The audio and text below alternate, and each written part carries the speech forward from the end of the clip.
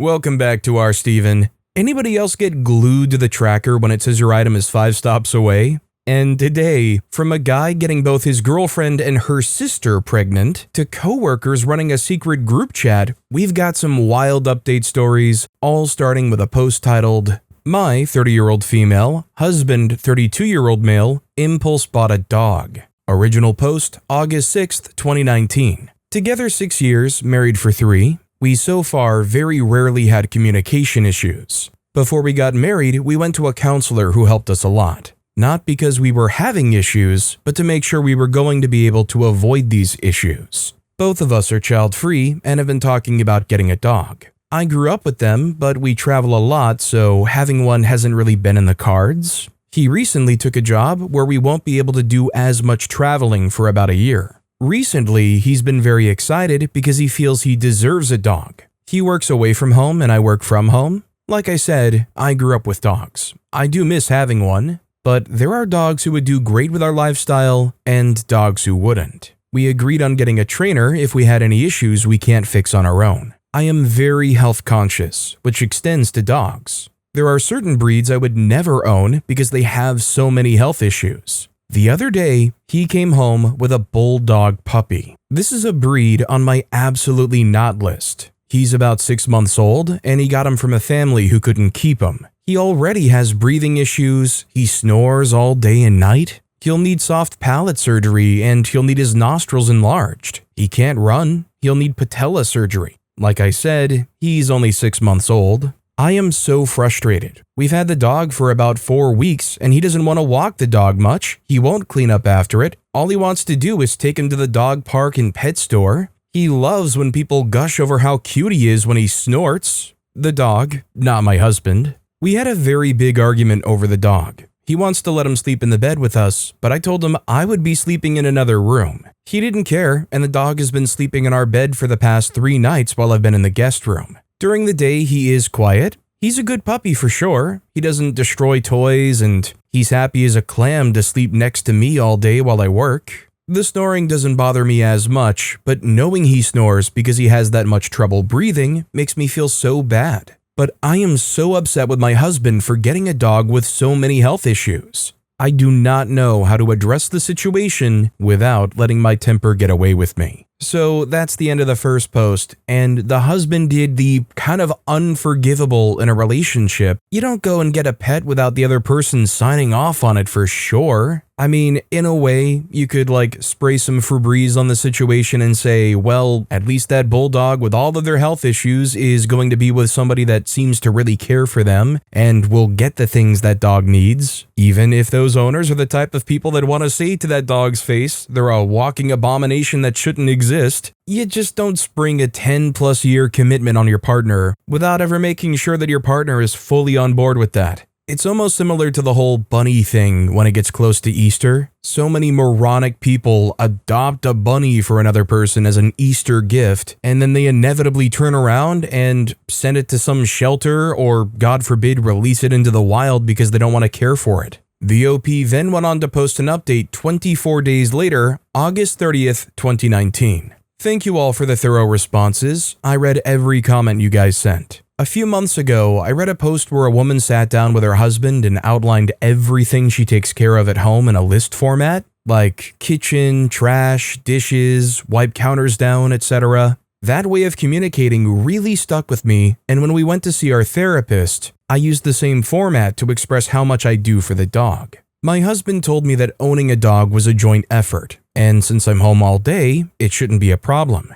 Which is when I realized that has been his excuse for everything. Cooking, chores, cleaning. I'm not sure how I became blind to it. I don't know when I started bending over backwards to accommodate him. We used to be a solid couple who helped each other out. I remember when I was still in school, he would come over to my apartment and clean the whole thing for me during finals. Or he took care of my elderly cat when I was away for a week and a half. He used to help me dry the dishes and it was always fun. We used to have so much fun and laugh all the time. At some point, it all stopped. I started crying right there in the middle of a sentence and he got concerned. I'm not a crier. The only time he's ever seen me cry was when I had to put my beloved cat down a few years ago, but he held me for the first time in what felt like months, and we had a serious heart-to-heart about how he made me feel. Not only with the dog, but how stressed I've been with my job, how lonely I am, I don't feel important, and how we don't feel like a team anymore, that I'm worried about us.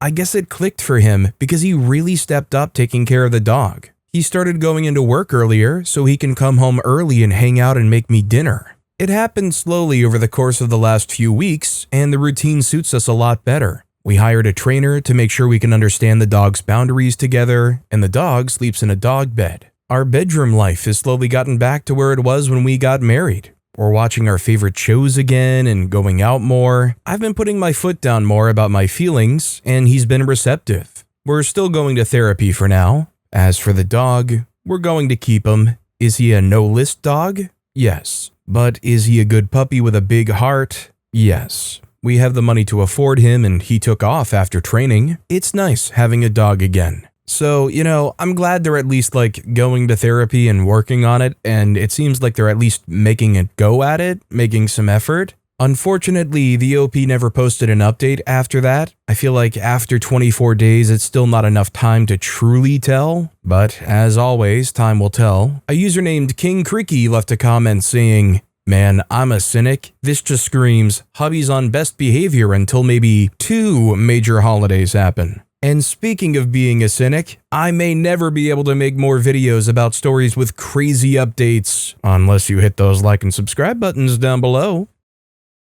Our next story is my 24-year-old male, girlfriend, 22-year-old female, and her sister, 20-year-old female, are both pregnant with my children. Neither of them know about the other. I want to do the right thing. Main post, June 7th, 2019. Throwaway account because my brother and a few in real life friends know my username. I have done a terrible, terrible thing. I have made a terrible, terrible mistake. I'm really not looking to be judged here, but I know it's going to come no matter what. I found out the same day about both of them being pregnant. I have been with my girlfriend for 2 years, and her sister and I hooked up around 3 weeks ago. It only happened once, and she told me she was on birth control. Obviously not. My girlfriend and I have been trying, so I know it's mine. Her sister says hers is definitely mine because she hasn't been with anyone else in 2 months. I convinced my girlfriend to wait to tell people for a couple of weeks, and her sister said that she's going to wait for me to tell the family. I need to come clean. I need them to both know early on so I can sleep at night. I'm aware I am going to be hated by their entire family and possibly all of our friends. I'm trying to do the right thing, if there even is an option. Any advice is appreciated. Gotta say, this whole problem is because OP came clean, just in the wrong place at the wrong time. Honestly though, I don't even know why OP's posting this on Reddit and looking for advice. There's no way you're going to bring this forward and it's not going to go nuclear. Hey, so honey, may have slept with your sister, but the more important thing is, how do you feel about having another baby in the family? I thought it would be nice if our little Francesca had somebody to play with. Ta-da! A user named Exonerated left a comment saying, well, for one, be honest. Make sure they both know. Your girlfriend will hopefully leave you. Maybe they'll both want an abortion. Or you might end up paying child support for both, while everyone hates you for the rest of your life. The OP replied, I know she's going to leave me. I've accepted that and began to prepare silently. How could anyone stay? I don't think either will consider abortion, but I'd be willing to help with the payment or any child support payments, 100% up to them. Another user named Lucky Ferns wrote, this seems like they both found out before each other and are now trying to out you. Make sure they're both pregnant before telling everyone. Buy the test and have them do it with you there. Plus, 3 weeks? Seems uncommon. The OP responded, I've only seen my girlfriend's test. I've had this thought as well, but my girlfriend's sister already knew about us. Another user named I'm Charm Type wrote, what made you sleep with the sister? The OP replied, temptation. Alcohol was involved, but I'm not going to blame it. I'm Charm Type replied, where was your girlfriend when this happened? Her sister is aware of you and your girlfriend's relationship, correct? The OP replied, yes, she's aware. I don't remember where she was. I believe she went out with some work friends. The OP then went on to post the final update after 3 days, June 10th, 2019. I debated on whether or not to post this, since on the original post I was bombarded with hate and threatening PMs, including a dox threat. However, a few people gave some really solid and helpful advice, so this update is for them. I posted last Friday afternoon. On Fridays, my girlfriend gets off work at 10 p.m. I told her sister to come over around 9:45 p.m. because we were going to tell her the truth. She agreed and I waited. The anxiety I felt was tremendous, but I just kept reminding myself that this was all my fault and nobody else but me made that mistake. When sister didn't arrive by 10, I knew something was up. My suspicions were confirmed when they walked in the house together at 10:15. Sister had come clean to girlfriend, and after a brief quarrel and anger, they decided to freak with me to see how long I would keep the secret for. Props to them because I was completely blindsided. Girlfriend, now ex-girlfriend, was very calm and had her sister pack her a bag to stay with her. I told her my friends and I would bring her belongings and furniture anywhere they need me to. She told me she didn't want me touching her stuff and she would be moved out when I get home from work on Monday. You know, I'm gonna say it, just about the best outcome OP could have hoped for. I mean, everybody still hates OP's guts, and OP is completely exonerated from any piece of that family, I'm sure. But considering how awful of a person OP was in the situation, could have been worse. And, you know, the whole story kind of reminded me of a plotline that happens in kind of later seasons of the show House. I mean, I don't want to spoil anything, but if anybody knows, they know. A user named Jay left a comment saying, "Surprised your ex isn't mad at her sister for freaking you." The OP replied, "They were briefly, but sibling love is different than romantic love, so it's easier to forgive her." An anonymous user wrote, "Maybe not cheat next time, bud." A user named Lucy in the Sky left a comment saying, "Well, good news. You saved 40% of your income on 2 baby mamas. Use a condom." And a user named Fandango Jones left a comment saying, "Justice best served cold." Our next story is, my bosses and coworkers have a secret group chat where they trash talk me. Original post, January 31st, 2019. A few months ago, I started a new job in a very small office, only 3 employees, plus a few interns. I had some trouble acclimating because the environment was so different from my last job, but as far as I knew, I was doing fine. About a month in, I walked past my coworker's desk. We have an open office, and saw my name pop up on her Slack. It ended up being a group chat that the entire office was in, including supervisors, except for me. One of my supervisors was recounting a disciplinary conversation he had had with me. I was using my cell phone at my desk too much. I apologized and said it was very common at my previous job, but that I would stop. For the record, I did stop. After that, I started feeling like everyone in the office disliked me. I couldn't stop getting anxious, and there were multiple times that I would walk past someone's computer and see my name pop up in that same group chat.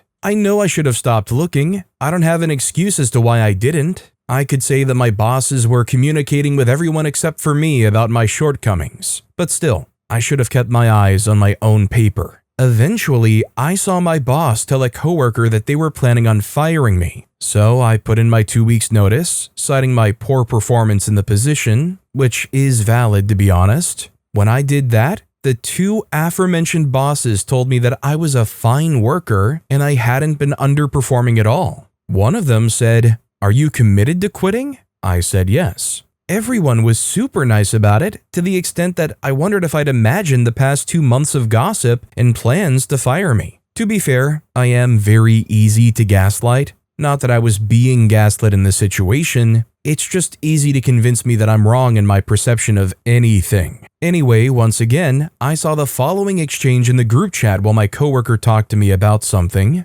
She said she's committed to quitting. Feels good to get a monkey off your back. She's so skinny. How do I deal with the next week and a half at this job? I can't really listen to music or podcasts or anything. I already have clinically diagnosed anxiety, and I can't stop myself from catastrophizing everything that happens at work. I take a lot of bathroom breaks for the specific purpose of panicking. I'm so scared of seeing them say something else about me or misrepresent something I said, but I'm even more scared of missing out on what they say. Would it be reasonable if I cut my 2 weeks short? Should I confront someone about what I saw? This is taking a huge toll on my mental health. Does anybody else just question why OP's serving out all 2 weeks of their notice? I mean, isn't the 2-week notice more of a formality kind of thing? I mean, why even endure what you have to endure when they're saying those things? I mean, I know OP has anxiety and it's not as easy as just going out and doing it, but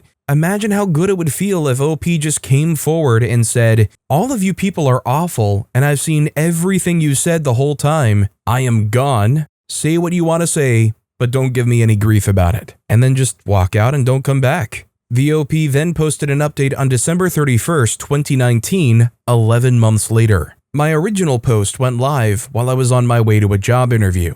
I had taken the morning off from work. After rocking the interview and checking the comments, I decided I'd never return. Around 1 p.m., my boss texted me like, "Should we expect you back anytime soon?" And I didn't answer. When I got home, I sent all of my bosses an email with the subject line, "Getting the monkey off your back." I basically said that I'd seen them talking about me ever since I started working there. I knew they planned to fire me, blah blah blah. One boss replied like, "I'm sorry if you feel that we have created an insensitive environment. You have shed a lot of light on how this office can communicate in the future." I took the job off my resume, temped for a few months after that, and eventually got hired at a new job that I love. I still struggle with mild work-related anxiety and I'm trying to find a therapist, but changing my environment was essential. I cannot imagine having spent one more day at that company, and I don't know how I made it 3 months to begin with. I mean, I'm right there with OP. I don't know how they put up with that for 3 months either. I sure as heck wouldn't. If I found out that I worked at a place where people were saying that kind of stuff behind my back, I think I'd be liable to just stop showing up altogether. Hit me up on my phone and say, "Hey, are you coming into work today? Freak you." And then I wake up and I realize that yes, I put up with it for 3 months because that's more typical of who I am. Our next story is, I took up a collection for a coworker to get to a funeral, but she lied about it and didn't go. Original post, March 19th, 2014. A coworker's grandchild died out of state. We all sympathized with the fact that she couldn't afford a plane ticket to go to the funeral. I took up a collection so that she could go. It didn't quite cover the entire ticket. We asked her if she could cover the rest, but said that if we got more donations, we would cover her part also and give it to her upon her return. We also gave her 2 extra days off without using her sick leave. This was a few days before Christmas and people dug deep to get her to the funeral. When she came back, we gave her another envelope of money covering the rest of the cost of the ticket, plus some. Well, I just found out that she had told a coworker that she never went to the funeral. And yet, when we came back from Christmas break, I spoke to her about her trip. She said it had been a very difficult time. She never said she didn't go, and she evaded questions. There are still people who don't know the truth, but everyone who has found out has been shocked. Everyone who was donated was doing it so that she could be with her family. When she came back and took the second envelope of money, it would have been the perfect time to tell us and hand it back. But she took it with a smile and a thank you. I completely believe that she was dishonest and that she kept the money. I don't know how to deal with this. It was a specific money gift to buy a ticket, not to give her extra money for the holidays. Some people gave who really couldn't afford it but felt so sorry for her. There is no question that she knew what the money was for. It was repeated so often to her, and we told her when we gave her the first envelope that she could book the flight that she had found. She said she would and went home. We let her leave early, and the flight left early the next morning. How should we deal with this situation? I feel she was fraudulent in taking this money for a specific purpose and using it for I don't know what. I want to talk to her about it and tell her how I feel. I also feel that she's ruined it for future people who truly need it, since people are now hesitant to give.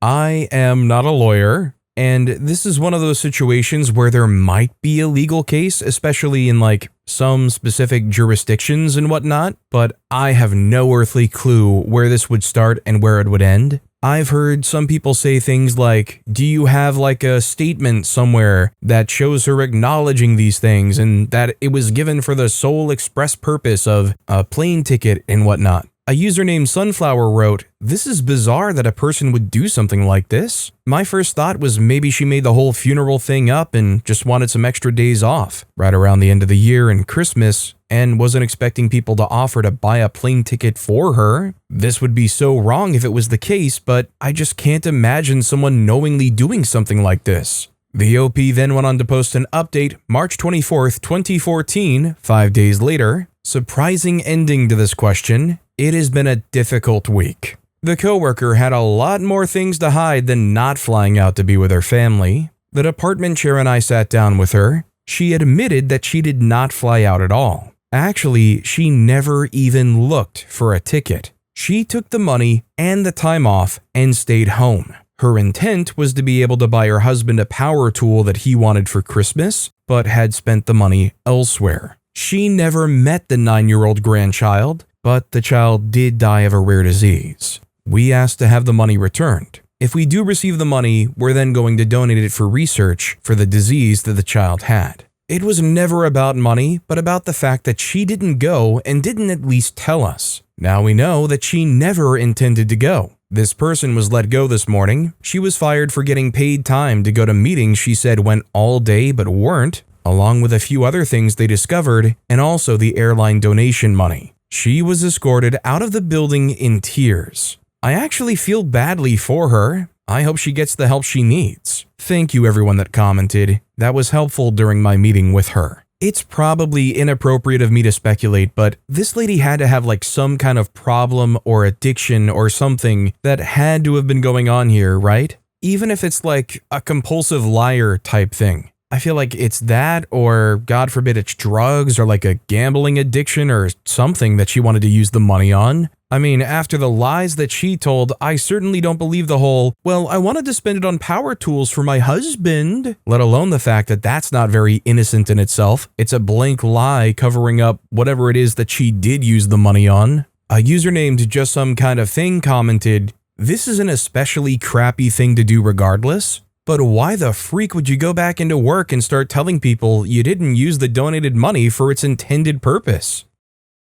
Our next story is me, 30-year-old female, with my boyfriend, 34-year-old male of 2 years, thinking of breaking up due to his nieces and nephews. I will try to keep this short. I've been with Dallas, 34-year-old male, for 2 years. I met him through my sister, Lilu, 36-year-old female, and her husband, Corbin, 45-year-old male. Issue, here's the problem. While I truly enjoy spending time with Dallas, he seems to view us as married already. He refers to my animals as his pets to people, though I've asked him not to. They're not his pets and they never will be. He views my home, which I paid for myself, as our future home. I've been honest about how I view my future. This means my house is my house, my pets are my pets, and I do not intend to get married or have children. I've also told him how uncomfortable small children make me. I don't allow them in my home. Dallas has always been honest about his own life and seemed to understand these were things I was not willing to compromise on at all. 2 days ago, I was at Dallas's house and he was talking to his sister Jean, 40-year-old female, about her visiting with her kids. She asked him to watch them for a week while she headed out to Vegas. He told her Zorg, 5-year-old male, Diva, 7-year-old female, and Pava Laguna, 9-year-old female, are welcome at our home anytime. Bring them by the week we get back from our vacation. We are going to Canada for a week. Since they're hanging out at his place when they called, I assumed he meant his townhouse. When we hung up, he said I needed to go grocery shopping for the kids. Pava Laguna is apparently a really picky eater and has to be on gluten-free because of the special diet her mom has her on. Diva and Pava Laguna are both special needs. I told him I would help him shop, but that I was busy most of the week and didn't want or have time to entertain his kids. He started saying things like, I won't let them bother the kiddies too much. They can play in the pool. It's a koi pond, so no, they cannot. There's so much room, they can play in the backyard with the dogs and not be a bother. I told him I didn't want the kids to come over at all. They could stay in his house. He has enough room, and there's a park around the corner. I have always been clear about this. He seemed to laugh it off. He didn't even discuss having them come over with me, just ignored every conversation we had about me disliking kids under the age of 10 and not doing well with special needs. I've told him how angry this makes me. We had a conversation about it, but he isn't relenting. I just feel like he doesn't listen and doesn't care about my property, desires, and needs. He just wants to show off to his sister. I feel he didn't earn having a house with a yard, and he didn't save up to have a house he's proud of. Instead, he spends all his money on his hobbies. I don't want my house to be destroyed by 3 kids. I don't want to have them over. I would like some advice on how to handle this. Advice? So, anybody else hear this story and just have in the back of their minds, break up with him, break up with him, break up with him. OP really be out here saying, this guy doesn't respect anything I ask of him. Advice? I don't know, a restraining order? An anonymous user wrote, whoa, yeah, you two sound very different. He sounds like he's looking for a family kind of woman, kids or no. You two don't sound very compatible from the description. The OP responded, I guess we aren't after all. And the OP responding to another comment, clearly you have very different expectations of where this relationship is and is going to him. I can't tell whether that's because you haven't discussed it properly or recently, or because you have discussed it and neither of you have changed your view or compromised at all. If the former, you might want to sit him down and talk to him about how, for example, until you decide to move in together, your house is still your house and it's not his place to invite people to stay for a week. The OP writes, I have explained this to him. He's tried this before when we were first together. His buddy and wife were coming into town to watch the Super Bowl and he offered up my living room. I was going to be out of town and said that I wasn't comfortable making my house a party place. I dislike messes and sports, did not have cable.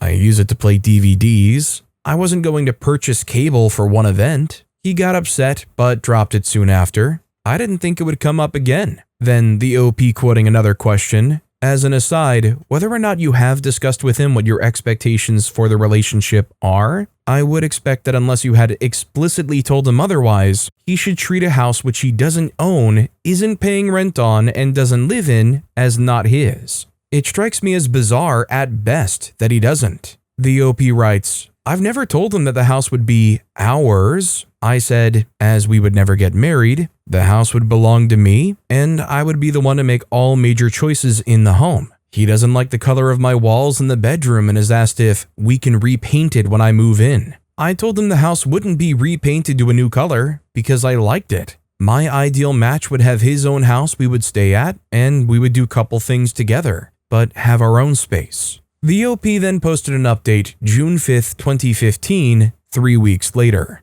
I was with Dallas, 34-year-old male, for 2 years. I met him through my sister, Lilu, 36-year-old female, and her husband Corbin, 45-year-old male. Summary, Dallas wanted to have his nieces and nephews, Zorg, Diva, and Pava Laguna, come stay at my home for a week, despite me telling him no. TLDR, Dallas and I broke up. That's the short of it. The long of it, Dallas and I broke up. We were broken up for about a week, then he called and begged me back. I gave him a chance, stupidly. It lasted 2 days. Now I'm done with him for good, though he keeps calling me. The first fight was over the original issue. When he called to apologize, he said he would ask next time, and that was the end of it. We wouldn't talk about it again. I guess we both assumed we were right and that the other person would relent. The last fight came when Dallas heard I was hosting a barbecue for Lilu, sister, and her husband Corbin the week the kids were going to be there. It was for Corbin's work friends and his promotion. It was going to be all adults.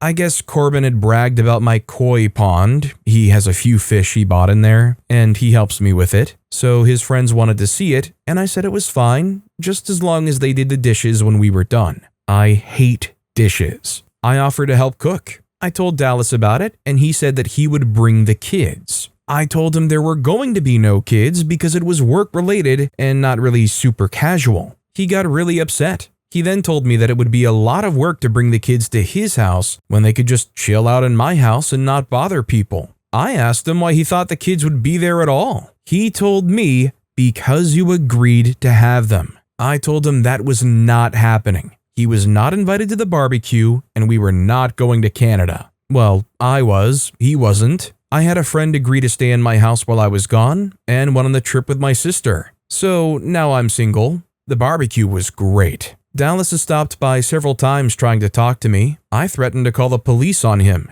He still writes me long, sobby messages on Facebook. He keeps using his friends' accounts to do it. So that's the end of the drama. Thank you for the advice and everything. If you have anything you think might be useful, I can use tips or tricks or whatever you call ditching a crazy ex. It's funny because I have to say, OP somehow at the same time sounds like somebody that knows exactly what they want to do and kind of like has most of their stuff together, but then can't apply that same kind of processing power to why they should just not be involved with this guy. Like, this guy had to do something right that OP's like, okay, well, even though you're the polar opposite of everything I'm looking for, I'll give you another shot. Like, was this guy like a Greek god in bed or something? Like, what's going on here? A user named Belshazzar left a comment saying, yeah, it obviously wasn't about the niece and nephew. It was obvious what the problem was before the kids even entered the story. A user named Zap Danigan replied,